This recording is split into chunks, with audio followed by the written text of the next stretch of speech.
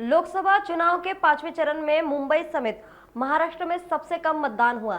इस पर कई नेताओं ने तीखी प्रतिक्रिया व्यक्त की है। इसी कड़ी में पूर्व मुख्यमंत्री उद्धव ठाकरे गुट के नेता विधायक सचिन अहिरे ने मंगलवार को संवाददाता सम्मेलन में कम मतदान को लेकर सरकार की कड़ी आलोचना करते हुए कई गंभीर आरोप लगाए हैं। मुळामध्ये उशिरा आलेला हा शहाणपणा आहे असं म्हटलं ते अयोग्य होणार नाही आणि आता परत शहाणपणा आहे की नाही हाही एक प्रश्न येतो, कारण ही संपूर्ण यंत्रणा ही मुख्य निवडणूक आयोगाच्या अध्यक्षतेखाली येते।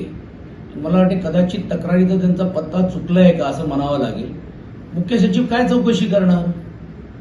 यंत्रणाची जी सर्व गोष्टी ज्या महानगरपालिकेने पुरवलं पाहिजे, प्रशासनाने पुरवलं पाहिजे हे एका बाजूला, पण त्यांचं नियंत्रण मुख्य निवडणूक आयोग केलं पाहिजे आणि त्याच्यात ऑब्झर्वर्स आहेत हे 1-2 दिवस अगोदर हे सर्व येऊन पाहू शकले असते, करू शकले असते। अनेक उणीवा हे आपल्याला त्यामध्ये जाणवलेले आहेत। हे मी नाही, तुम्ही बघता। आमचं तर स्पष्ट म्हणणं आहे की जाणून बुजून काही भागांमध्ये ही टक्केवारी कमी करण्याचा प्रयत्न होतोय का? माझं तर म्हणणं आहे मुख्यमंत्र्यांनी हेही बघावं की त्यांच्या इकडे तो प्रकार झालेला आहे, मग त्याचाही काय शोध घ्यावं।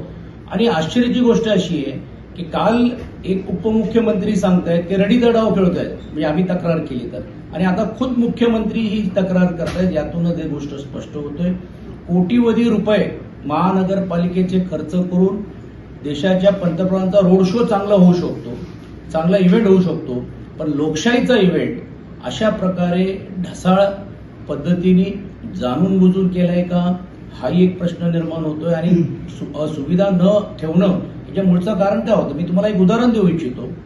अनेक उणीवांपैकी मोठ्या मैदानामध्ये या सर्व बूथ्स लावल्या गेल्या।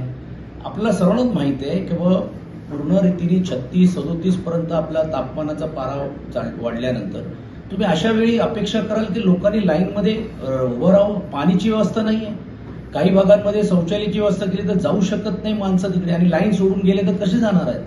तर या सर्व अपुऱ्या गोष्टी जे केले गेलेले आहेत यातूनच हे स्पष्ट होतोय की एका बाजूला अमाप पैसा वाटप केला जातोय मतदारांना आमिष देण्यासाठी, आणि दुसऱ्या बाजूला यंत्रणांकडनं साधी सुविधा या मुंबईकरांना मिळाली पाहिजे।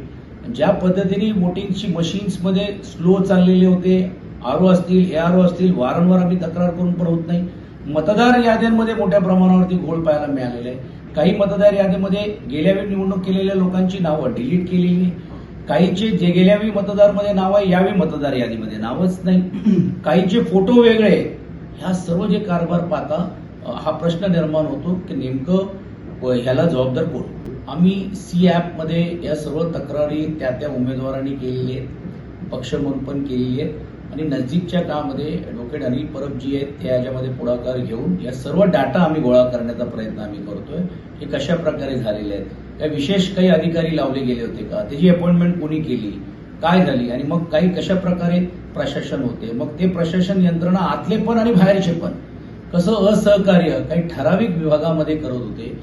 काही भागांमध्ये एका मतदाराला 9 वाजता लाईनवरती गेलं आणि त्याला 11:30ला मतदान करायला मिळालं, म्हणजे नेमकं लोकशाहीची थट्टा चालली आहे का?